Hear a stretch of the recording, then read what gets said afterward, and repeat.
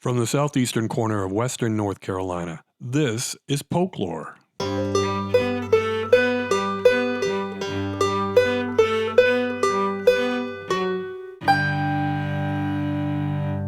I'm your host, James Hernishin. And to provide some context for this episode, this is Polk County Emergency Management Director and Fire Marshal Bobby Arledge, speaking last month at a public meeting on the fourth day of the battle against the wildfires that did so much damage to Polk County's forests and destroyed half a dozen homes. If everybody does not know, these conditions that we're facing right now is not like we've seen in the past. All the trees and everything that we've had down from Helene has been it's been a nightmare. What you can only get in there and stop it pretty quickly has now become impossible because of the large trees and everything that's failed during Helene. So everything going that way, we've done pretty much everything that we could do to protect these houses. So we're still working on that today. Crews are in place.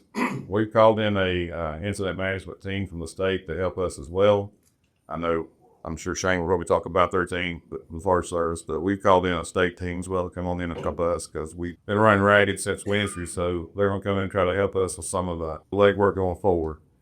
That's going on as well too. So we do have a lot of departments in our county. All local departments are now pretty much back in their houses. So just be aware, the rest of the county is not unprotected. We have backfilled. If they've been called out to a fire here, we've asked another department to come in and stand by at their station. So just be assured that you're not going to be unprotected anywhere else in the county. So if one department moves, we bring another one in from somewhere else and plug them in.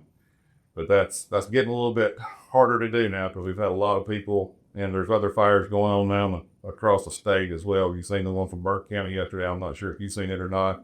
That pulls away resources from us as well. So there in the first part, we was doing good on resources. As we move along, other fires start. That's going to, take away some resources from us. So we're really going to have to work a little bit harder to do what we need to do. It's not like no one appreciated our paid and volunteer firefighters before the Deep Woods, Black Cove, and Fishhook fires, or the one on Highway 76 earlier this spring that could have been so much worse had it not been for our county's fire departments. Everyone knows how important they are. But when you find out just how little we pay those men and women, people who put their lives on the line to protect our homes and businesses, and who pay for it by accepting a lifespan that is, on average, 10 years shorter than what the rest of us can expect to enjoy, it becomes pretty clear that maybe we don't actually appreciate them as much as we should. Is $30,000 a year really the best we can offer? Virginia Purdy knows a fair bit about what it means to serve and sacrifice as a first responder. She trains paramedics at Blue Ridge Community College, and she volunteers for more than one of Polk County's fire departments. And she's not happy with what we pay firefighters. So she started a petition to do something about that. I don't know if the county can afford to pay what firefighters actually deserve, but I wholeheartedly agree that now's the time to at least think about how we compensate those who supply essential services. This conversation isn't just about firefighters. It's also about police officers and teachers and really just about anybody who does the jobs that need to be done despite ridiculously low salaries. We talked at the library in Columbus earlier this month, just a few days after those living near the Black Cove Fire Complex could finally stop worrying. Virginia Purdy, welcome to Folklore. Hello, James. Thanks for having me. All right, let's start off by telling me who you are and how you came to be doing what you're doing at the college. Oh, goodness. Well, that's a loaded question, but I'll see how I can put that in together. So I started out in the field in public safety years ago, actually, as a volunteer firefighter at Girton Fire Department. And then I quickly decided that I loved the medical side of things. Fire's great. I am not one, though, that loves running into a burning house. That is just a skill on its own. I love the wildfires, but the house thing was not for me. So I quickly turned directions and went towards getting my paramedic certification at the local community college. So I really loved working in the community as a paramedic and being able to, use the skills in my own community in the place that I grew up, because I grew up here in Polk County. And after a while being on the truck, I decided I really wanted to get into an educator role. So I went to the college and started picking up some classes and ended up rebuilding those programs. So I rebuilt the EMT and the AMT, the EMR, and then last and not least was the paramedic program. And so I'm now the paramedic instructor there at the college Which college? at Blue Ridge. Right. hmm Okay. And then how long have you been doing that? So I've been teaching at Blue Ridge since about, I want to say 2019. Been full time there for about 4 years. Okay, well, long enough to know what you're talking about. I hope so. Yeah. My students hope so. So. All right. And when did you take an interest in compensation for our first responders? So this is something that has always been near and dear to my heart. I know Polk County in general, it's kind of, I guess, behind the eight ball when it comes to fair wages. And that's been something that we've seen for quite a while in this community. So working at the college, I hear a lot from our local public safety workers about fair compensation. So I hear what they're getting paid in Henderson County, in Buncombe County, Haywood, and all the other surrounding counties. And a common theme that I hear from our public servants is that we are well below what the state average is. So when I learned what the state average was for fire, which is around 55,000 a year, which is still not quite a livable wage, but it's getting there. And then I heard what Polk County pays in comparison. I was absolutely shocked. So according to the data, researching and looking up what I found with our websites and our government sites, the average full-time firefighter makes about $30,450 a year here in Polk County. So that's like $15 an hour, Yeah, it is. It is. which is right at the bottom of what's a livable. It is, correct. And so what we see and what really got me is all of our fire guys recently with the most recent fires, they were absolutely fried. They were coming from their second or third jobs and coming in and having to battle this blazing fire and protect houses in our community. And they're doing it with absolutely an exhausted mindset because they were having to jump from job to job just to pay the bills. And that has been a trend here in this county that most of our firefighters, and that's our chiefs included, have to work multiple jobs just to be able to pay. And this isn't just firefighters. No, it's not. Right. It's not. So I work as a paramedic too in Polk County as well. And we've done better. There have been some steps that have been made in the right direction, but we're still well below the mark of what the average should be. So Buncombe County, for example, they pay about $88,000 a year for paramedic pay. And then Henderson County is upper 70s when it comes to that. And then Polk County itself is around anywhere between 45 and 55 when it comes to paramedic pay. Now, you can expect, though, that a smaller county is going to have smaller budgets, generally Yes. speaking. Correct. Correct. But it does seem like there's a huge difference. It is a huge difference. And a lot of that, it's multifaceted. You're right. There are multiple reasons why we have a lower pay rate for our public safety servants. So I know the big one that I'm hearing from our fire is that they have their own tax brackets. And since we have smaller tax brackets, then they have smaller buckets to pull from when it comes to compensating those employees. So when did you decide that this is something that needed to be addressed? So I'm a volunteer firefighter with Tryon and as well as with Saluda as well. And recently we had the hurricane that kind of came through, and myself, my husband, Chief Walton, and then one other firefighter were there before the storm hit and during the worst of the storm. And we didn't have any other volunteers. All of our other employees were at their full-time agencies. And so it was just four of us manning the entire town of Tryon during one of the worst storms we've had in quite a while here. And we had people coming in from the streets, crying. Their house was completely underwater. They didn't know where their kids were, their neighbors were. And there was four of us there trying to man the station. And my chief, one of the things that was put into his contract was that he had to be there for any kind of major event. He has to be on scene, and that's without any other compensation. So he was there through all of that. And when I say that his leadership and direction saved many people in the county, I don't say that lightly. At one point, we had an ambulance that was actually trapped during the worst of the storm between two landslides. And Chief Walton very quickly teamed up with some crews and sit up the mountain and rescue those stranded providers. So he went above and beyond and was there for days on end. And then I saw the same thing again when we had the fires on 176. Chief Walton was there. He was bleary-eyed, but he was definitely there. His second in command could relieve him so he could get a nap in periodically. But he was the pivotal turning point to those fires not going any further than they did. But it was because of his leadership and because of his direction. And recently, as of last week, Chief Walton resigned. Well, I guess I'd have to ask him why, but He's been fairly vocal about it, and it came down to lack of support, lack of pay, and lack of staffing. so that's a good trigger for everyone to be thinking about this, I suppose. Correct. Now, the recent fires, the initial response was local, right? And it took Correct. a few days, and then people from like right across the country came in. Yes. So that the local folks could go back to doing their local jobs, right?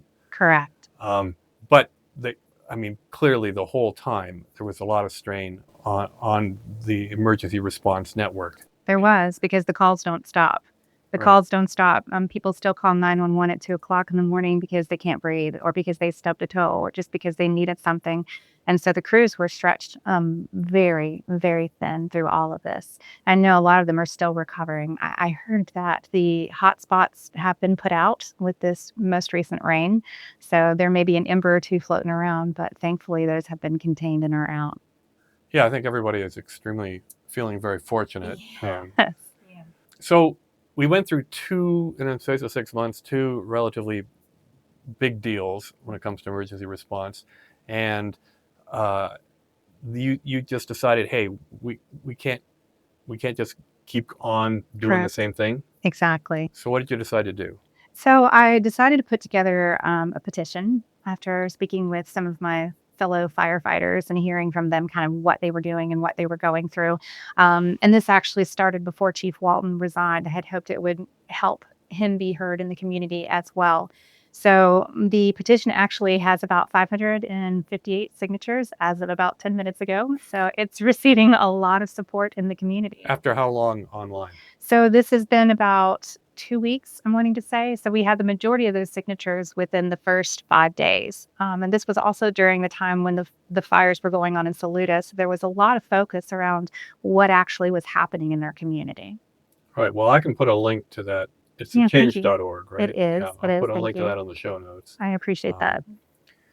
But getting public support is one thing. How do you anticipate convincing our county and our towns that need to find the money? That has been the biggest hurdle, I think, because as I mentioned, it is, the majority of our departments are funded by a tax bracket. It's not as simple as coming in and just raising the taxes. So comparatively, Polk County is a high tax community. We are. Well, and it's going to get higher thanks to the reevaluations. That is the word on the street. So yes, all of us just recently went through property reevaluations, and although the county did take a stance and say that they don't always raise the taxes, historically that's usually what we end up seeing. But we're higher than even Henderson County, and comparative with Buncombe County as well. Which, if you look at the resources and the services in Buncombe and Henderson County, it just doesn't make sense when it comes to taxes. So raising the taxes is not something that I think would be even feasible for our county, especially when we are so strapped as it is. So I did have some good conversation with Myron Yoder, the county commissioner, as well. He thankfully reached out and engaged on Facebook, which is not something we typically see with our county commissioners. No, that's true. Yeah, I was actually very happy that he was very open and genuine about that conversation. So his feedback was that public safety is always a priority to the county commissioners. But he said the issues usually fall back onto the fire departments, and that's up to their district leaders, not the county, in order to fix this problem. So he stated he believes the fire tax rate does determine the pay, and that departments should raise their own rates if they need more funding. So he pointed out that we do have a FRAC board which is a fire and rescue advisory committee, and they put that together as a resource for our local fire departments. But I tried to explain that Polk County already has one of the highest property tax rates in the region, and many departments are already understaffed and overwhelmed. So it's not about them. They don't have the resources to jump in and apply for grant funding or push for more funding alone. It's not about blame, that we need to find a way to look at different solutions and work together in order to find something that's going to help with this livable wage issue in Polk County. I mean, I'm a little bit puzzled. There's a very limited number of places money comes from. Yes, And correct. this is a local service for Polk County, so the money almost certainly has to be raised locally. It would be correct. Some of the things that I put out there, other than property taxes or taxes increasing, was alternative solutions that wouldn't put a burden onto the taxpayers, such as state and federal grants. So FEMA has quite a few grants. Those are other things that are not locally, but there are programs out there that you can write grants for and receive funding for your departments. It just takes someone stepping up and doing it. County level stipends, incentives to retain and recruit firefighters. We're losing firefighters constantly here in Polk County. So even a small incentive goes a long way with some of these guys. Better benefits, things like that. Volunteer recruitment and support. Volunteers are down nationwide. It's not just our county. We used to have full volunteer departments. You don't see that anymore. As I mentioned, during one of the biggest storms in our history recently, it was just, 2 volunteers and 2 staff that were manning that station during that time. We have some fantastic volunteers in Polk County, some of the best, but they're also working multiple jobs. They're trying to make ends meet in a very hard economy. And so that trend, I believe, is, going to continue when it comes to losing volunteers. So we can't rely on our volunteers, but the ones that we have, how can we retain them? How can we get them more engaged? What can we do to keep them and supported and feeling like they're part of the community?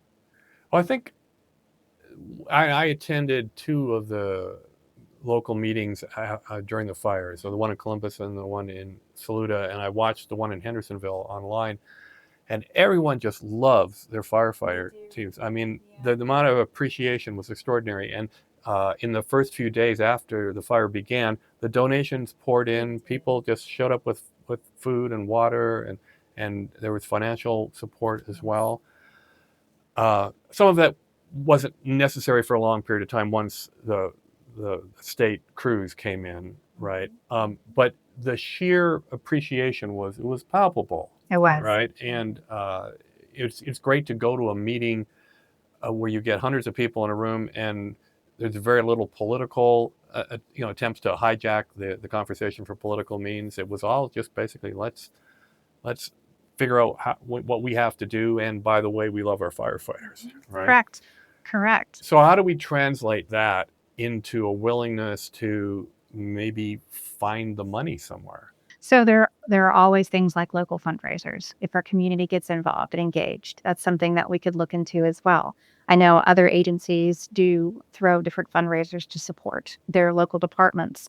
And you're correct. I've had way more positive feedback from our community members, and very, very few people that are actually concerned about taxes going up. Some have said, I'll pay extra taxes if they can absolutely guarantee that the taxes are going towards the firefighter wages. So the community wants to help. They just aren't sure exactly how to help.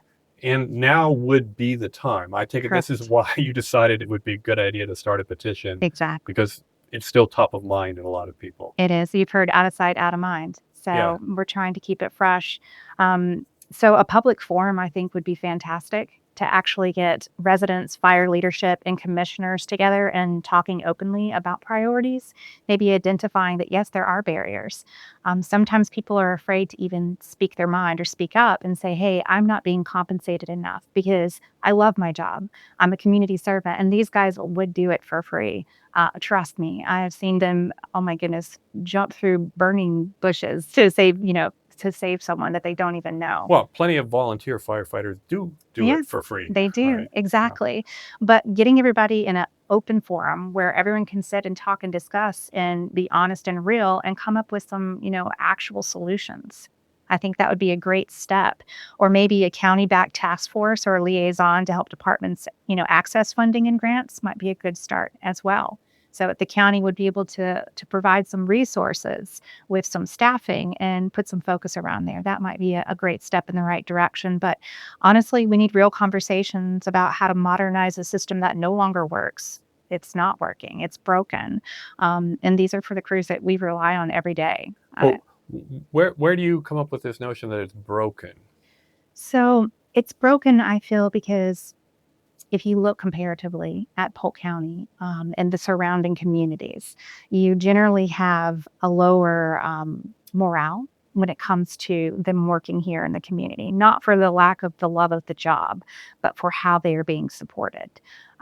They don't, as they say, trash talk their job, but they are not happy with where they are. They're not happy with the compensation. They're not happy with the support, with the benefits, with the retirement package. And they can go just right across the line and work for $20,000 more. So what's keeping them here in Polk County? They're going to continue to leave and go to where they're appreciated and go to where there's actually livable wages. And we will end up losing more and more of our fire departments. Well, this is a very familiar story because I have talked to teachers who point out that, I could go to Houston and make literally twice what I make in Polk County as a starting teacher. Correct. And I know Polk County actually bumps up the budget for the schools by about $5,000 per student, which is kind of mid-range county supplement compared to some counties that don't do anything. The folks over in Wake and Alamance, they do like $9,000. So it looks like Polk County is predisposed to doing a bit anyway to try to keep people who are historically underpaid here. Correct. So is your thinking we should apply the same logic to first responders? Exactly. And I know they recently, the last tax increase that they did have for our county, that was two of the initiatives that they put out there, was for education as well as for public safety. So I know it's on their mind. And even, the county commissioner, Myron Yoder, said that it is a priority for them. But I'm not sure that they even know what the fix is. Well, to be blunt, politicians are always saying things are priority. We would start with having it discussed at a county commission meeting, perhaps, Correct. And then setting up a dedicated public forum. That is the next step for this, is I'm hoping to reach out to the county commissioners and see if they'd be willing to host a forum. So that is after the petition. That's kind of where I'm progressing with this. I might make a suggestion here. One of the things I noticed was very interesting was in the public meetings for the fires. There was one in Columbus in the Womack building, and that was primarily the folks who live on, that side of the county, Green Creek, Columbus, Tryon.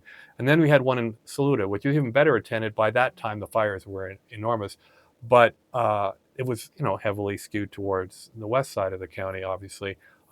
Maybe we need more than one forum. It's not a bad idea. So locally, so you're talking maybe one in each community. So Tryon. Yeah, and there's a fire station up in Green Creek as well, and I just got the sense that everybody is more likely to show up if they don't have to drive to a part of the county they don't go to that often. Especially with how tight everyone's schedules are as well. Right, and everyone in Saluda knows the Saluda fire chief, and so he was warmly welcomed at that meeting and everything. And so that's just my suggestion. Thank you. I think it's a very good one. Okay. It takes a village. It takes a village to find a solution for something like this. Right.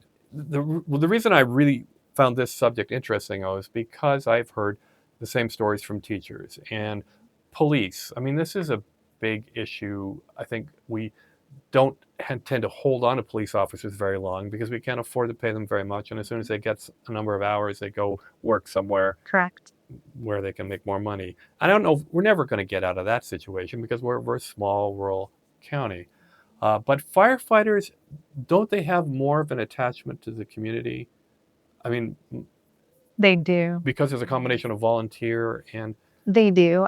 These are your neighbors. These are your cousins, your sisters, brothers, wives, other half. Most of them have grown up here. So they know the community. They know the neighbors. They're one of our best resources, especially whenever a disaster strikes. They're invaluable. So are we in a way taking advantage of their connection to the community? That's why they don't leave for better jobs? Exactly. Yes. I firmly believe that they're tied here because they grew up here. They want to serve their neighbors. They want to be that community servant to them, because they do know everyone, and those ties run deep. And so they don't want to just abandon their community. So therefore, they're picking up multiple jobs just to be able to pay the bills. Such as with my chief, Josh Walton. He was working 3 different jobs as a chief in order to pay his bills. I guess what the real question I have is what can we realistically expect? And this, I know I'm hoping to talk to Bobby Arledge about this and just the general expectation of the community of what the county can provide. And so we all would love to pay everybody lots of money. Correct. But We would, wouldn't we? But if you want that kind of service, if you want the kind of service that you see watching television shows, where people have all the latest tech and every position is filled, and that's just not the world we live in. Unfortunately, it's not the world that we live in. And so there's going to have to be some community partnerships. There's going to have to be some fire departments working with other fire departments and sharing resources of what we have and maybe funneling some of those from our budget back into the wage bucket. So how can we start utilizing the equipment that we have at our departments? We don't have to go out and buy something new, and that could be funneled back to maybe a wage bucket. So I don't have the magic answer. I wish that I did. I just know that it's multifaceted, but I do know that people do care and that they do want to help, whatever that looks like. Well, again, I guess now is the time to start thinking about this. And did you get any sense from Commissioner Yoder that he would be willing to help move on this? I did. He did mention he was going to go look at some data and would be willing to discuss some things that he had researched as well. So next step is reaching out to Myron Yoder and the county commissioners and seeing if we could start some forward motion with this process. Are you thinking this year? I would like to. So I would like to set up the meetings within the next month, if possible, and see if that would be something they'd be open to while people are still, I guess, understanding what the workload is from our local fire departments. All right. Well, I think we've covered it all. We did a very efficient job of that. Is there anything else you want to talk about? Yeah, I really wanted to drive home that at the end of the day, it's not about politics. This isn't about politics. It's not about blame or pointing fingers. It's about people. It's about our community. It's about the men and women who drop everything and respond when we dial 911. It's about making sure the people who protect our families can afford to care for their own families.